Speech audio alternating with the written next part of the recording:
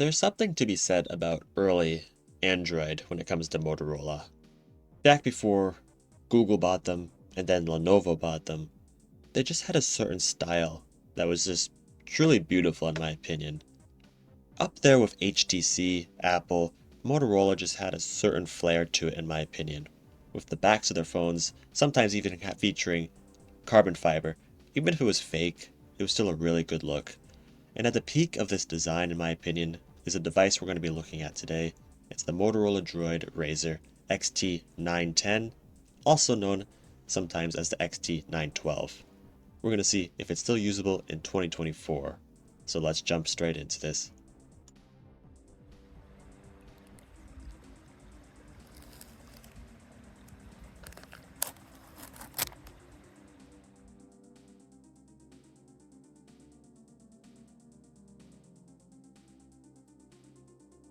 So we'll be categorizing this video into different parts and what the phone can do: web browsing, app support, gaming, YouTube, and a camera test at the end.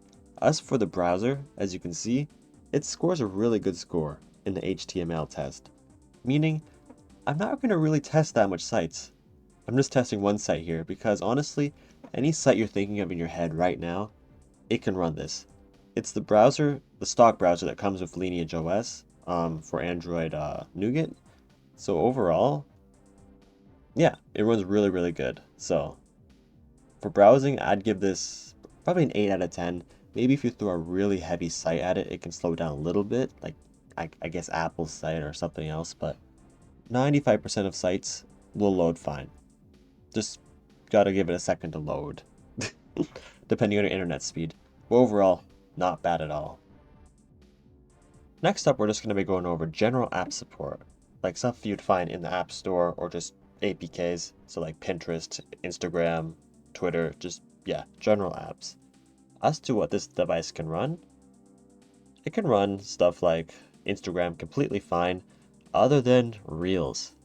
Reels is something that the phone can't really do, but overall pictures work fine. And I suspect if you downloaded Instagram Lite, you could probably run Reels. Pinterest runs actually surprisingly well on this device. Quite smooth. And Blue Sky, which is just a Twitter clone basically, it runs fine as well. I also tested Twitter as well.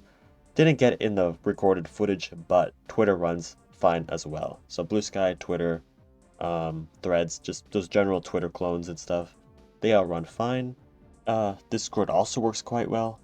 But there's one tiny thing to keep in mind is that Android 7 is getting on there in age. So as you saw maybe with the Pinterest pop-up message there, a lot of stuff is going to start to end support for this older version of Android as time goes on. So I'd give it like another year or two, but by that point, yeah, most apps are probably going to start dying by the 2-year mark.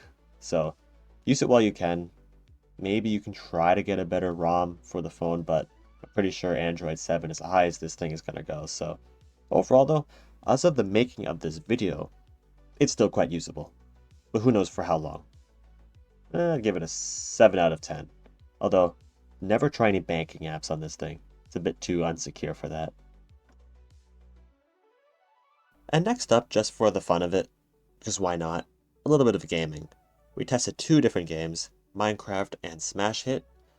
As for how they ran, well, these are fairly light games, but on an old device from 2011 like this, it is fairly demanding probably for it, but it handled it pretty well. Decently smooth FPS, and overall, anything lighter than these games, anything 2D, will probably run just fine as well. So, didn't test that much games, but anything 2D and light 3D, it should be able to do, other than super modern games. You're not going to run Roblox on this thing. Overall, 5 out of 10. Pretty smooth for older stuff.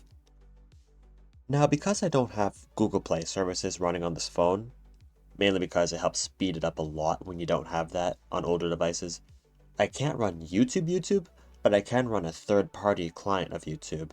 And as for how SkyTube runs, it's quite impressive on this device. It's literally just YouTube.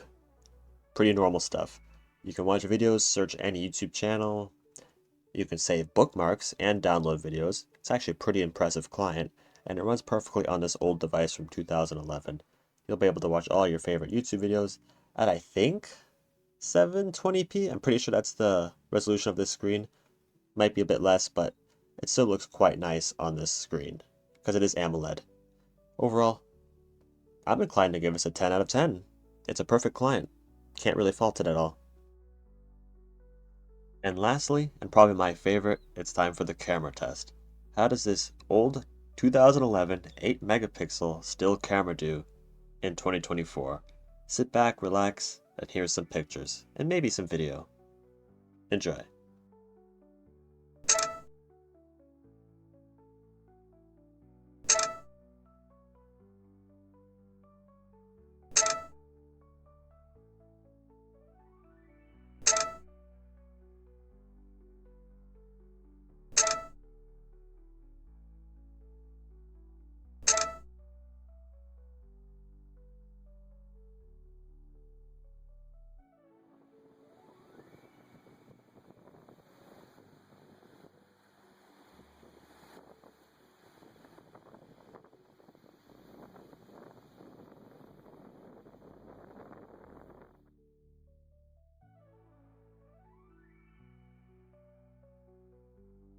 Overall, I gotta say this has been a fun video to make, and it's been a good run down memory lane, because I used to use this phone as a daily driver from like 2013 up till around 2016.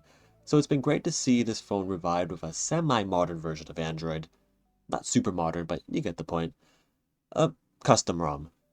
Overall, this custom ROM has tremendously helped this phone, and if you're curious how to get it, links into the description to the XDA link on how to get this version of Android onto this phone. But as to, is it daily drivable? Should you buy it? Well, I gotta say, with this ROM, as of the making of this video, it is still completely usable for me. Although if you need anything like banking, you could roll the dice if you want to run it on this phone. Security wise, I'm not sure if it's the safest, but I would say it's a completely usable phone. Throw in a SIM card.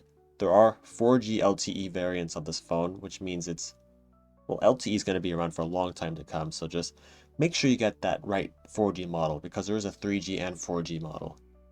LTE, that is. Overall, usability wise, I give it an 8 out of 10 for my use case.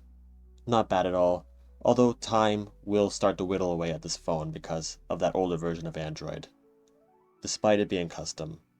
Overall, I hope you've enjoyed this video. It's been pretty fun to make because I absolutely love this phone. I wasn't kidding when I said in the title of this video that it's the best Motorola phone in my opinion.